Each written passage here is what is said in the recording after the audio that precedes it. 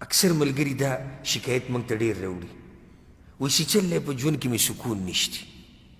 چې چل دی په ژوند کې خوشحالي نشتی، چې چل دی وایي پیسې ګټم برکت پکې نشتی، بچو کې مې برکت نشتی، په کور کې جنګ جګړې دي برکت نشتی، څه چل دی؟ نو موږ ته اولنی تپوس دا کوو ته د قرآن سره څنګه ژوند تېرې؟ قرآن سره ته څنګه یې وی؟ نه جي قرآن خو نه وایم، ترجمه تفسیر درځي، نه نه. نو ته د خوشحالي هغه غټه لار دې پرېښودې ده او راځي تپوس کوې چې زما په ژوند کې خوشحالي نشته. الله په قرآن کې څه وایي؟ الذين آمنوا وتطمئن قلوبهم بذكر الله ألا بذكر الله تطمئن القلوب. الله وی د مؤمنانو زړونه مطمئن کیږي د الله په یادولو سره، د الله په یادولو سره.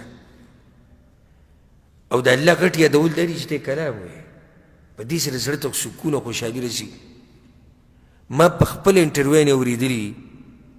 د انګریزانو د غیر مسلمو، په خپله مې انټرویو نه اورېدلي، هغوی دا وایي او ورسره ترجمه په عربۍ کې ورکړې وی او عربي دا کار کړی، هغه تللی و بهر ملکونو ته، انګریزانو ملکونو ته، هلته معلومات کول په لارو کوڅو کې، چې د انګریزانو سره ومیلاوېدو یو تپوسونه به یې کول، بیا د هغې نه یو ویډیو جوړه کړې وه. ما په خپل هغه ویډیو کتلو په هغې کې چې به یې تپوس کوو غیر مسلمه، نصرانۍ، یهودۍ، بل او بل چې مسلمان نه دی، نو په هغې کې اکثرو دا جواب سوال به یې کوو، وایي چې کله تا ته غم او مصیبت راشي ته څه کوې؟ د الله په کور کې د قسم خورم اکثرو پکې دا جواب ورکوي موږ د مسلمانانو هغه مقدس کتاب لولو. ګوره هغوی ته پته لري چې دې کې سکون دی. هغه یو ویډیو کړې ده په غوږ کې ورته قرآن ولګوي، یعنې یو غوږ کې ورته اول ورته یو څه ولګوي عامې خبرې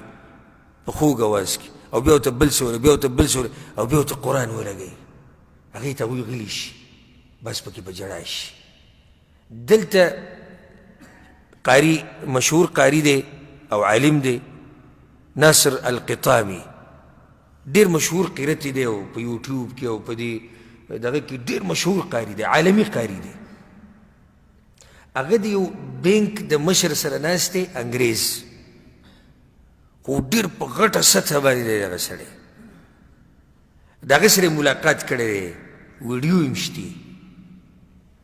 نو دی د انګریز ته وایي، دا شیخ ورته وایي، وایي زه به تا ته 3 قسمه خبرې کوم، 3 قسمه خبرې،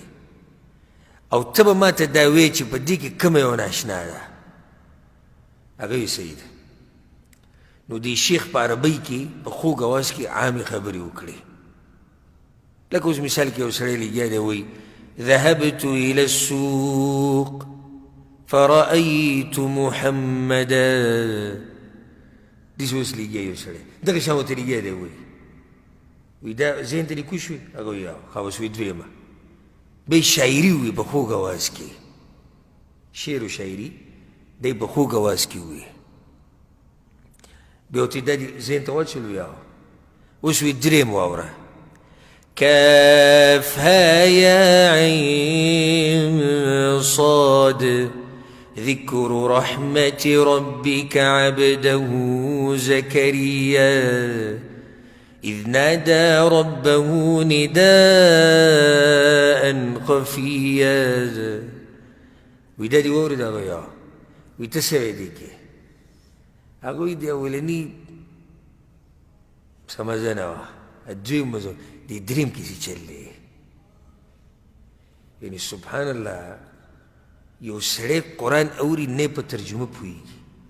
نه په معنی پوهېږي، بلکې په دې مذهب نه دی، مسلمان نه دی، او دا قرآن په هغه باندې داسې اثر کوي. په ټکه دقه شان ووایي وایي دا درېیم چې تا کوم ووایي که نه دې کې څه کمال پروت دی، زما دا زړی وخوځوي. موږ نن سبا په خوشحالۍ پسې ګرځو، د خوشحالۍ لار هم پرېښودې ده. موږ په سکون او په راحت پسې ګرځو، سکون او راحت هم پرېښودی دی. سکون او راحت به ما ورته ته څنګه میلاو شي؟ زما او ستا په کور کې قرآن پروت دی او په هغې باندې انچه دوړه پرته ده، زما او ستا په کور کې قرآن موږ یې ښودی دی په بره چت کې چې صرف دا کور نه نظره کېږي سکون به څنګه میلاو شي قرآن د ګاډي په سیجبورډ پروت دی چې اکسیډنټ نه کېږي د قرآن نه تعویزونه جوړ شوي دي غاړو ته یې اچولي دي بېادبي د قرآن بېادبي د الله د کلام او دا پرېږده څاروو ته یې اچولي دي قرآن دې ته پاتې شو د کوم ځای نه به خوشحالي راشي د څه دپاره چې قرآن راغلی دی قرآن د څه دپاره راغلی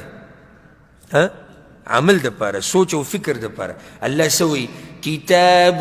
انزلناه الیک مبارک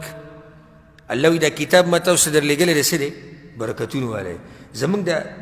عجم خلک نه دوی د برکتونو ټکی ډېر خوري نو دوی څه کوي بس کولې راښکولی یې بس غلاف وله جوړ کړه په المارۍ کې برابره بس دغه د قرآن سره محبت یا د تعویزونه جوړوه یا په بیټک کې آیت الکرسي ولګوه او سورة الفلق او سورة ناس او یا په دکان کې او یا په هوټل کې آیتونه په دیوال یا په ګاډي باندې آیتونه ولیک قرآن دې دپاره خو نه دی قرآن دې دپاره خو نه دی چې دیوالونه پرې ښایسته کړي قرآن دې دپاره خو نه دی چې غاړو ته اچي او څاروو ته اچي قرآن صرف دې دپاره پاتې شوی دی چې قسمونه پرې خوري رواله وایي قرآن قسم پرې وخوره قرآن صرف دې ته پاتې شو